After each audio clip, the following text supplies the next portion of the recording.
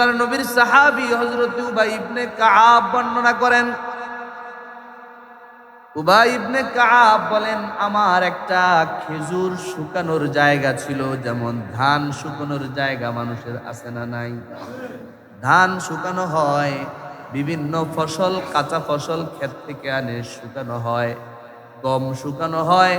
হযরতে উবাই ইবনে কাআব বলেন, মদিনার কাঁচা খেজুরগুলো শুকানোর জন্য আমার একটা জায়গা ছিল, যে কাঁচা খেজুরগুলো শুকিয়ে শুকনা শক্ত খেজুরগুলো আনসিজনে আমি বিক্রি করব। আমি যখন খেজুর শুকানোর জন্য আমার নির্ধারিত জায়গায় খেজুর শুকাতে লাগলাম, হঠাৎ করে দেখলাম একদিন যায়, রাত্র যায়, যখন সকাল হয় আমার খেজুরের পরিমাণ কমে যায়। পরের দিন আমি আবার আমার খেজুরটা শুকাইতে দেই, সকালবেলায় যায় দেখি আবার খেজুর সংখ্যা কমে গিয়েছে। এভাবে যেতে যেতে আমার খেজুর আস্তে আস্তে দেখতেছি নাই হয়ে যাইতেছে। যতগুলো খেজুর রাখি প্রত্যেক দিন খেজুরের সংখ্যা কমে।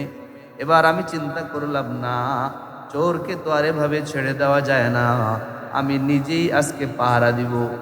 হযরত উবাই ইবনে কাআব রাদিয়াল্লাহু তাআলা আনহু পাহারা দেওয়ার উদ্দেশ্যে রাত্রিবেলা এক জায়গায় লুকায়া থাকলেন, দেখি কে আজকে আমার খেজুরটা চুরি করতে আসে, খেজুর কেন কমে আমি আজকে দেখব।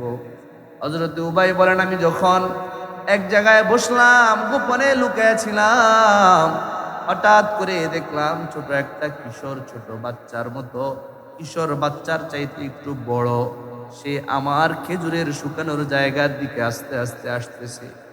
আমি পেছন থেকে যেয়ে ধরলাম সে আমার খেজুর চুরি করবে। এমন সময় আমি পিছন থেকে ধরলাম, মান আনতা, তুমি কে, কেন আসলা? কয়, উবাই, আমি কোনো সাধারণ মানুষ না, আমি হলাম জিন। কি তাহলে জিনের মধ্যে চোর আছে না? কথা বলে না, জিনের মধ্যে চোর আছে না? হাদিস দ্বারা কি বুঝলেন? জিনে প্রত্যেকদিন খেজুর চুরি করে নিয়ে যায়। হযরত উবাই ধরলেন, বললেন, তুমি কে? আমি জিন। প্রমাণ কি? হযরত উবাইকে জিন তার হাতটা বাড়ায় দেয়। উবাই ইবনে কাআব তাকায় দেখে যে তার হাত এবং তার শরীরে হাতের মধ্যে পশম আছে। তার হাতটা হুবহু কুকুরের হাতের মতো, এবং কুকুরের মতো তার হাতের মধ্যে পশম আছে। এবার ওই জিন ডাক দিয়া বলে, উবাই ভয় পায় না, এটাই আমাদের জিনের আকৃতি, এটা আমাদের জিনের আকৃতি, আসল আকৃতি। আমাদের হাত হবে কুকুরের মতো, হাতের মধ্যে পশম আছে।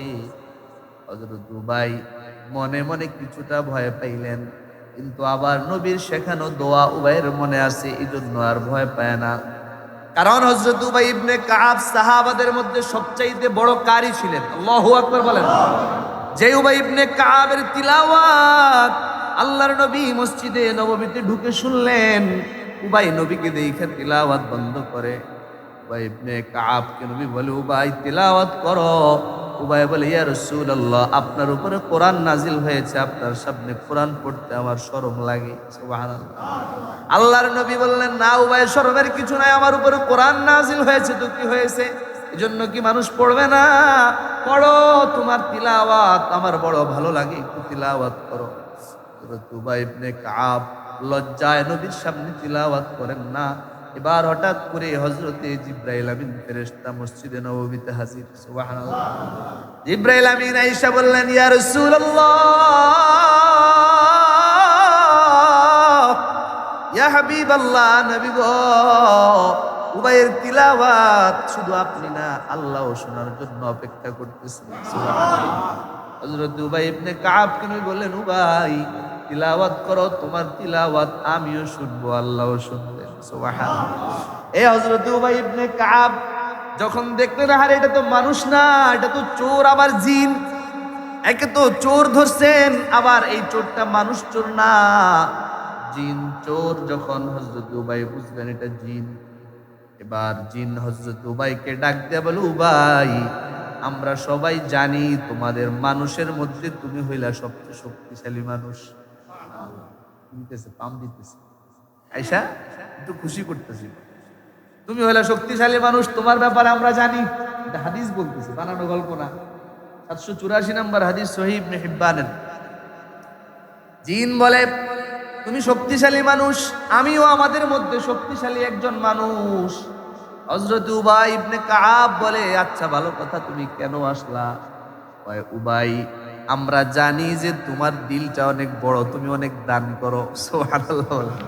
তুমি অনেক দান করো, এজন্য তোমার খেজুর শুকাইতে দিছ। আমরা এমন দামি ভালো ফল খেতে পারি না, আমাদের চাষাবাদের কোনো সুযোগ নাই। তোমার শুকনো খেজুর থেকে যদি একটু খেজুর খেতে পারি, এই জন্য আমরা চলে আসি। চাইলে তো তুমি এমনি দিবা না, এই জন্য চুরি করে খাইতেছি। হযরত উবাই ইবনে কাব বলেন, একবার বলতেছো আমি বড় দানবীর, দানশীল, তাহলে দানশীলের কাছে যদি চায় দান করবে কি করবে না? তুমি যদি আমার কাছে এমনি আইসা চাইতে আমি তোমার দান করতাম, কেন তুমি চুরি করে খাও? হযরত উবাই কথাবার্তা বলার পর কিছু খেজুর তার হাতে তুলে দিলেন। আল্লাহু আকবার। দেখেন, চুরি করে খাইছে, তারপরে কোনো রাগ নাই, কোনো ক্ষোভ নাই। আল্লাহর একটা সৃষ্টি জিন আসলো, চুরি করে হাতে নাতে ধরা পড়ার পরে হযরত উবাই কোনো মারধর করেন নাই, হযরত উবাই তার কোনো ক্ষতি করেন নাই, আরেকটু খেজুরও হাদিয়া দিলেন। সুবহানাল্লাহ। এবার হযরত উবাই ইবনে কাব মূল পয়েন্ট, টার্নিং পয়েন্ট এখানে। হযরত উবাই ইবনে কাব বলে, ও জিন, খেজুর তো তুলে দিলাম, আমার খেজুর আগেও খাইছো, এবার তোমার কাছে আমার একটা প্রশ্ন জানতে চাই। উবাই, একটু বলো। এই জিন, একটু বলো, তোমাদের মধ্যে তো বেশিরভাগ খারাপ জিন, তোমাদের অনিষ্টতা থেকে, তোমাদের খারাপি থেকে বাঁচার কোনো আমল আছে কিনা? তোমাদের অনিষ্টতা থেকে তোমরা যে বিভিন্ন মানুষকে ধরো, এলাকায় জিন ধরছে এমন লোক আছে? আমার কাছে তো কতজন নিয়ে আসছে, কত বাচ্চারা জিন ধরে, বুড়া মানুষেরও জিন ধরে ফেলে। যেগুলা খারাপ, ওদের সামনে যদি পড়ে যায় ধরে ফেলে, ওদের ভিতরে শয়তান খারাপই বেশিরভাগ। এজন্য হেফাজতে থাকতে হয়। বিশেষ করে সন্ধ্যাবেলা মাগরিবের আজানের সময়, আজান যখন হয়, কুকুর ঘেউ ঘেউ করে আওয়াজ শুনছেন নি আপনারা? কেন কুকুর ঘেউ ঘেউ করে একদিন বলছিলাম, মনে আছে? কেন আজানের সময় কুকুর কেন আওয়াজ করে? কুকুর দেখে, জিন যখন দৌড় দেয়, শয়তান যখন দৌড়ায়, তখন কুকুর দেখে, এই জন্য আওয়াজ করে। সুবহানাল্লাহ বলেন। এটা হলো আজানের পাওয়ার, আল্লাহর নামের পাওয়ার। দেখেন, শয়তান আজানের আওয়াজ শুনলে দৌড়ায়, এর থেকে বোঝা গেল যে আজানের আওয়াজ শুনে যারা মসজিদের কাছে আসে না, মসজিদ থেকে দূরে যায়, এরা কি? আরো জোরে কর না। এই জন্য আজানের আওয়াজ শুনলে আমরা মসজিদে আসবো না চলে যাবো? আসবো তো ইনশাআল্লাহ। আল্লাহ তৌফিক দেন, বলেন আমিন। হযরত উবাই বলে, জিন, তোমাদের অনিষ্টতা থেকে, তোমাদের খারাপি থেকে বাঁচার আমল শিখায় দাও।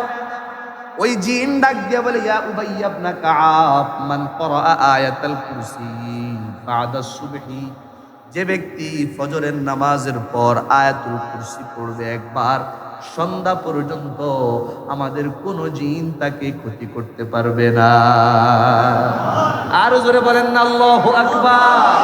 আর ওয়া মান ক্বারা আয়াতুল কুরসি বাদাল মাগরিব, আর যে ব্যক্তি মাগরিবের পর সন্ধ্যাবেলায় আয়াতুল কুরসি পড়বে, আর সকাল পর্যন্ত দুনিয়ার কোন জিন, কোন খবিস, কোন দানব, কোন দেউ, কোন খান্নাস ওই মানুষের জীবনেও কোনো ক্ষতি করতে পারবে না।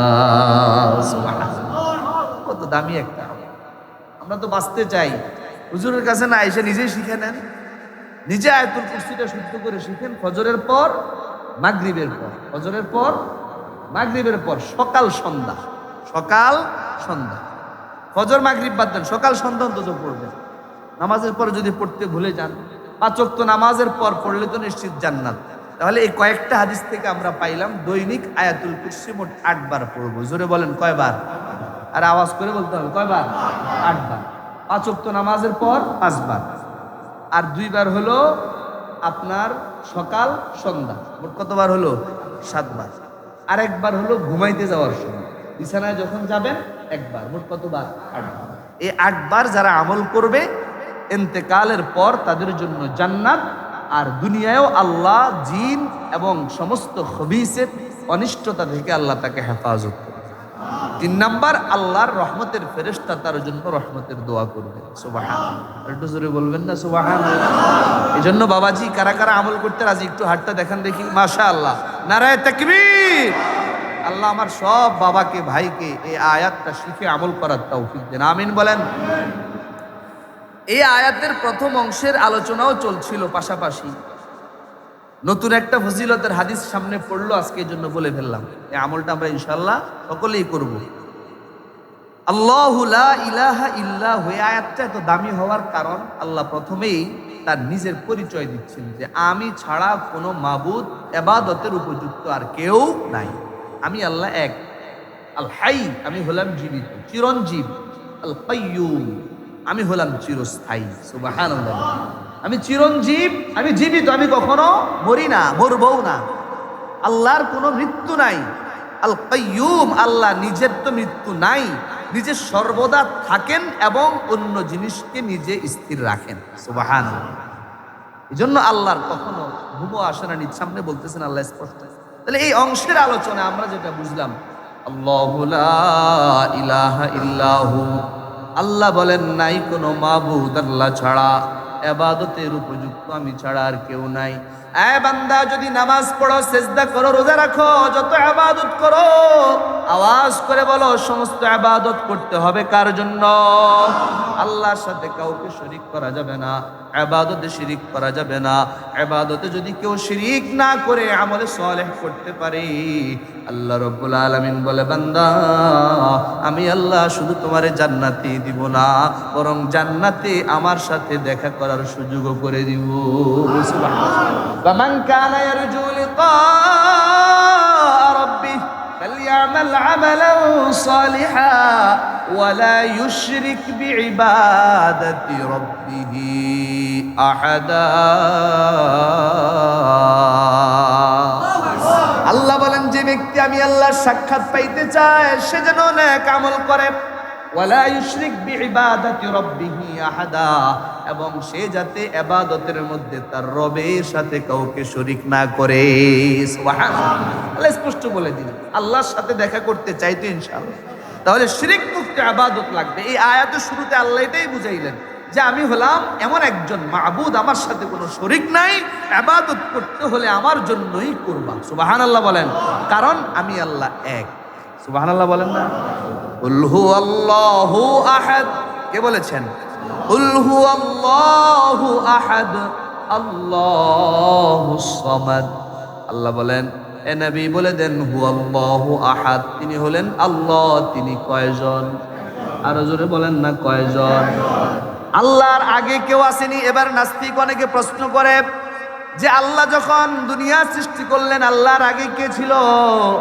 এই প্রশ্নের জবাব জানার দরকার আছে না নাই? অনেকেই জানে না, প্রশ্ন করলে হা করে তাকায় থাকে। আসলেই তো আল্লাহ যখন দুনিয়া বানাইলেন, আসমান বানাইলেন, জমিন বানাইলেন, তার আগে আল্লাহ কই ছিলেন? আল্লাহর আগে কে আছে? আল্লাহরে কে বানাইছে?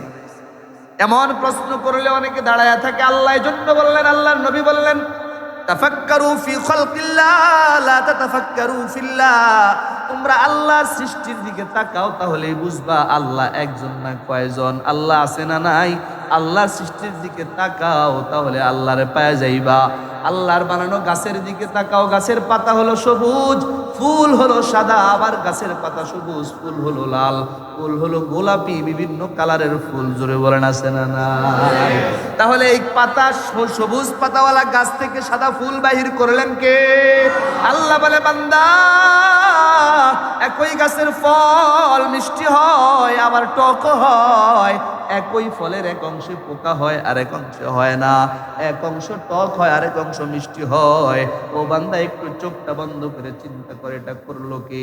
তুই তো একটা বীজ ফালাইলি, দানা ফালাইলি, ওই বীজ থেকে আমের একটা আটি থেকে কেমনে গাছ উঠলো, ওই আটিটা ফাঁক হইয়া কেমনে গাছ বের হলো, এটা আবার বড় হইয়া শিকড় জমিনে ছড়াইলো, বড় হওয়ার পর গাছে ফুল আসলো, আবার মুকুল আসলো, ফুল আসলো, ফল আসলো, আবার পাইকাও গেল। এই যে ধাপে ধাপে তোর মুখের পর্যন্ত ফল গেল। ও বান্দা, দুনিয়ার কোনো মেশিন লাগে নাই। বান্দারে একটু চিন্তা করে, সব কিছু তোদের জন্য নিয়ামত দিয়েছেন কে? এজন্য আল্লাহ সৃষ্টির দিকে তাকাও, আল্লাহকে পাইবা। এক খ্রিস্টান পাদ্রী খলিফা মনসুরের আমলে ইরাকের মধ্যে খলিফা মনসুরের আমলে ইমামে আজম আবু হানিফা রহমতুল্লাহি আলাইহি যখন ছোট ছিলেন, মাত্র পড়ালেখা করতেছে, আমাদের ইমামের নাম ইমাম আজম আবু হানিফা। নাম কি? আবু হানিফা। নাম মুখস্থ থাকবে তো ইনশাআল্লাহ। ইমাম আজম আবু হানিফা রহমতুল্লাহি আলাইহি আছেন। ওই খলিফা মনসুরের রাজত্বে একটা খ্রিস্টান পাদ্রী আসলো। খ্রিস্টান পাদ্রী আইসা সবার সামনে তিনটা বড় একটা মজলিস হলো, একটা মহা সমাবেশের মধ্যে তিনটা প্রশ্ন জুড়ে দিল। এক নাম্বার প্রশ্ন দাঁড়ায়া বলল, ও মুসলমানরা, পারলে জবাব দাও, তোমাদের আল্লাহ আগে কি ছিলেন, আল্লাহর আগে কি আছে? নাউজুবিল্লাহ কন্যা। এক নাম্বার প্রশ্ন। দুই নাম্বার প্রশ্ন, তোমাদের আল্লাহ এখন কোন দিকে তাকায় আছে? দিক তো অনেকগুলো আছে, আল্লাহ কোন দিকে তাকায় আছে? তিন নাম্বার প্রশ্ন। এক নাম্বার প্রশ্ন হলো তোমাদের আল্লাহর আগে কে আছে? দুই নাম্বার, আল্লাহ কোন দিকে তাকায় আছে? তিন নাম্বার প্রশ্ন, আল্লাহ এই মুহূর্তে কি করতেছে? নাউজুবিল্লাহ কন্যা। এই যে তিনটা প্রশ্ন করলো, তিনটা প্রশ্ন করার পর এবার সাধারণ মুসলমানরা তো চিন্তায় পড়ে গেল। আসলে এই প্রশ্নগুলোর জবাব তো এলেম না থাকলে দেওয়া যায় না, একটু কঠিন প্রশ্নই করা হয়েছে। সবাই হতবাক, আলেমরাও হতবাক। অনেক আলেম জবাব দিতে পারে না। বড় বড় আলেম দাঁড়ায় আছে, বসে আছে, টেনশনে পড়ে গেল, জবাব কি হবে? আল্লাহর আগে কি আছে এই প্রশ্নের জবাব তো দেওয়া যায় না, আল্লাহ আগে কি ছিলেন এই প্রশ্নের জবাব দেওয়া যায় না। ইমাম আজম আবু হানিফা খ্রিস্টান পাদ্রীর চেহারার দিকে তাকায় দেখে খ্রিস্টান পাদ্রী বড় খুশি, আজকে মুসলমানরা হেরে যাবে। মনে হয় যেন আজকে জবাব না দিলে বহু মুসলমান খ্রিস্টান হয়ে যাবে। এমন একটা ভয়াবহ পরিস্থিতিতে ইমাম আজম আবু হানিফা, ছোট বাচ্চা, তিনি আস্তে আস্তে খলিফাকে বললেন, খলিফা আমি জবাব দিব। সুবহানাল্লাহ বলেন না? খলিফা আমারে অনুমতি দেন। সবাই বলল, কি ছোট মানুষ, তুমি কি জবাব দিবা? সবাই খলিফা মনসুরকে, আবু হানিফা রহমতুল্লাহি আলাইহি বলেন, খলিফা নো টেনশন, কেউ টেনশন করবেন না, পাদ্রীর জিগান, তার কোনো আর প্রশ্ন আসেনি। পাদ্রী বলে, না না না, আমার প্রশ্ন মাত্র তিনটা, পারলে জবাব দাও। আবু হানিফা রহমতুল্লাহি আলাইহি মাইকের সামনে গেলেন, স্টেজে উঠলেন। স্টেজে উঠে মাইকের সামনে দাঁড়ায়া বললেন, পাদ্রী 1 থেকে 100 পর্যন্ত গুনতে পারবানি? খ্রিস্টান পাদ্রীকে, তুমি কি বললা? ছোট বাচ্চা, তুমি কি জবাব দিবা? আমি বুঝছি 1 থেকে 100 কে না গণনা করতে পারে? বলে, ঠিক আছে গণো। 1 থেকে 100 পর্যন্ত গণা শেষ। 2 নম্বর আবু হানিফা রহমতুল্লাহ আলাইহি বলেন, এবার 100 থেকে 1 পর্যন্ত আবার গইনা আসো। ওই পাদ্রী 100 থেকে গনে গনে যখন 1 পর্যন্ত আসলো, ইমামে আজম আবু হানিফা বলে, পাদ্রী এবার 1 এর আগে কি আছে? সুবহানাল্লাহ বলেন না? আরো জোরে বলেন আল্লাহু আকবার। আয় পাদ্রী এবার বলো 1 এর আগে কি আছে? পাদ্রী কয়, না তো 1 এর আগে কিছু নাই, কিছু থাকার সম্ভাবনাও নাই, কারণ সংখ্যা শুরু হইছে 1 থেকে। 1 এর আগে কি আছে প্রশ্ন করাটা অবান্তর।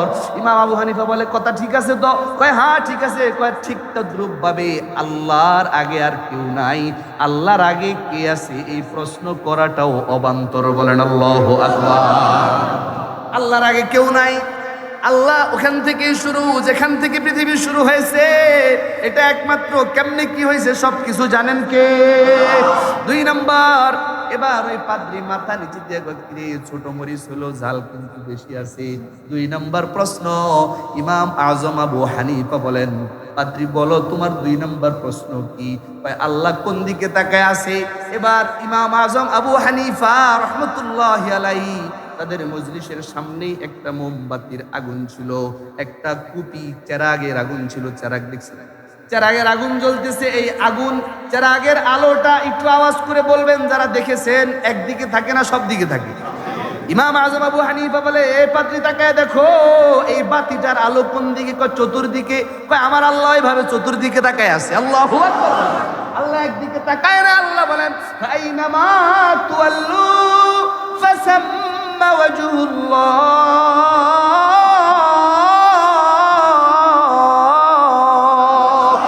আল্লাহ বলেন, বান্দা যেদিকে তাকাইবা সেদিকে আমি আল্লাহরে পাইবা। আমি আল্লাহ একসাথে উপরে নিচে সামনে পেছনে ডানে বামে সব দিকে আমি আল্লাহ একই সময়ে তাকায়া থাকতে পারি।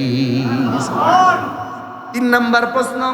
পাদ্রী এবার বড় টেনশনে পড়লো, মুখটা লাল হয়ে যায় লজ্জায়। ইমামে আজম আবু হানিফা রহমতুল্লাহ আলাইহি বলে, আবু হানিফা এবার তোমার 3 নাম্বার প্রশ্নটা উত্তরটা দিয়ে দাও। এটা তো তুমি কোনোভাবেই পারবা না। আল্লাহ এখন কি করতেছে এটা জানার ক্ষমতা তো তোমার নাই। ইমামে আযম আবু হানিফা রাহমাতুল্লাহ আলাইহি বলে, ও পাত্রী, আমার আল্লাহ এখন কি করছে শুনবানি? হ্যাঁ বলো। ইমামে আযম আবু হানিফা বলে, আমার আল্লাহ তোমাকে স্টেজ থেকে নামায়া নিচে বসাইছে, আর আমি আবু হানিফার স্টেজে উঠাইছি, আর আমি ছোট মানুষের দ্বারা তোরে পরাজিত করছে। আল্লাহু আকবার বলেন, আর জোরে বলেন লিল্লাহি তাকবীর, নারে তাকবীর।